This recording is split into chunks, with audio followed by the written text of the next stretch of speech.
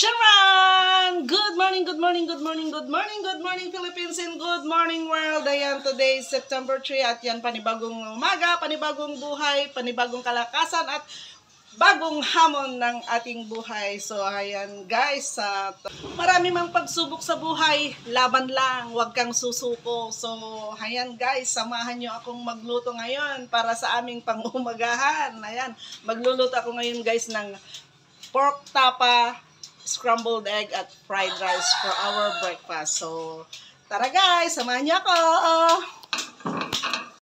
So, ayan guys, ito ang ating mga sangkap. Mayroon tayong minced garlic. Andito rin yung ating scrambled egg. Andito rin yung ating pork tapa. Ayan guys.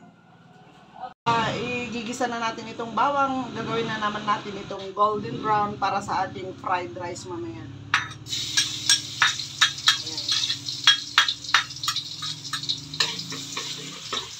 Para mabango naman yung ating fried rice.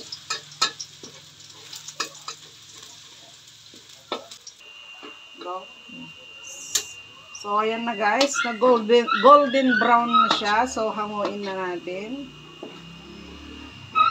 Para mamaya gagamitin natin mamaya guys sa ating fried rice. So, ang isusunod nating iluto ay yung scrambled egg.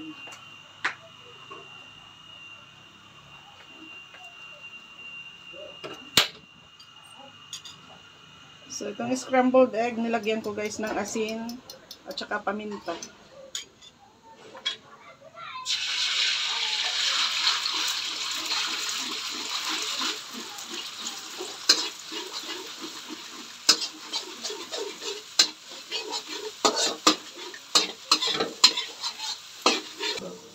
So, ayan guys, luto na itong ating scrambled egg.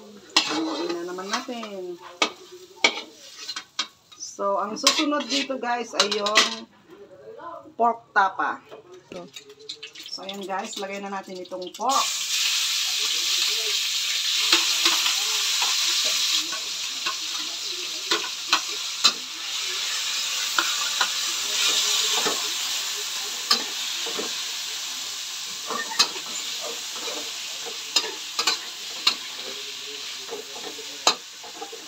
So, para mas maganda ang itsura niya, lagyan natin guys ng konting toyo.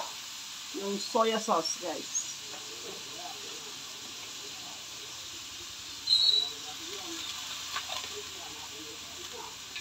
Ayan, para maging brown din siya, kulay brown.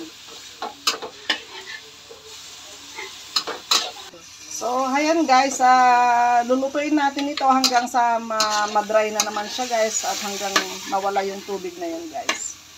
Okay. So, ayan guys, malapit nang ma-dry itong ating pork tapa.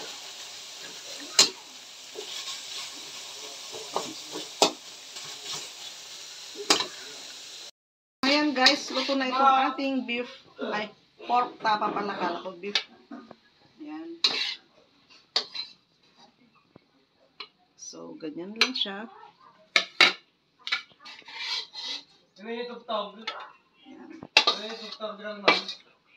So, ang susunod nating lutuin guys ay yung itong fried rice. So, nagluto ako guys ng bagong kanin. So, yan, kukuha tayo dito ngayon ng ating lulutuin para sa ating fried rice. Okay. Ayan guys, magdagdag tayo ng konting mantika. So, ito ang ating gamit na mantika guys. Yung unagan natin, canola oil. So, ayan guys, lagay na natin tong rice. Ayan.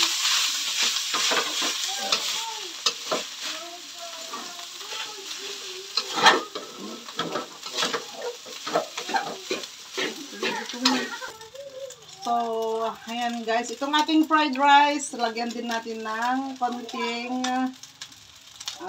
oyster sauce. Ayan. Maupaubos na itong ating oyster sauce guys. Wala na. Ayan, kunti lang.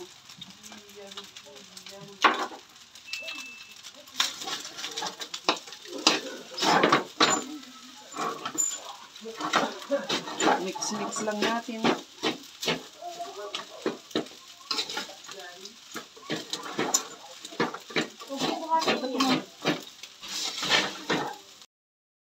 So, ayan guys, hatiin na natin itong itlog.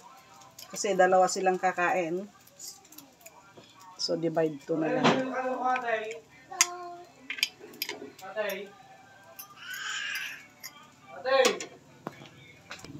So, ayan na. Luto na itong aking fried rice, guys. Susukatin natin yung kanilang kakainin na rice. Mainit naman. Okay. Tapos, lagay natin dito. Tcharan! Ako, parang pan naman yan, guys. Isa pa. Para makumpleto yung ating isuserve.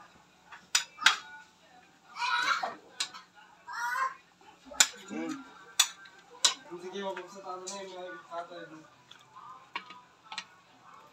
Tcharan! Yan. Tapos, lagyan na rin natin, guys, ng yung garlic na niluto ko. Yan. Budburan natin dun sa ibabaw ng kanin. Dito rin sa kabila. Para naman lokso maganda. Yan. Okay. Yan na guys, ready to serve na itong aking niluto para sa aking dalawang anak. Ayan. Kasi parang ang feeling nila is senyorita at senyorita. Lagi kong pinagluluto. So, ayan na guys. Sarap, sarap, sarap! Ayan na guys. Tara na. Kakain na sila. Jerry. So, ito yung ginagamit namin na table dito sa labas guys. Hindi na namin ginagamit yung malaking table namin sa kusina kasi kami lang naman. So, ayan. Kainan na! Okay.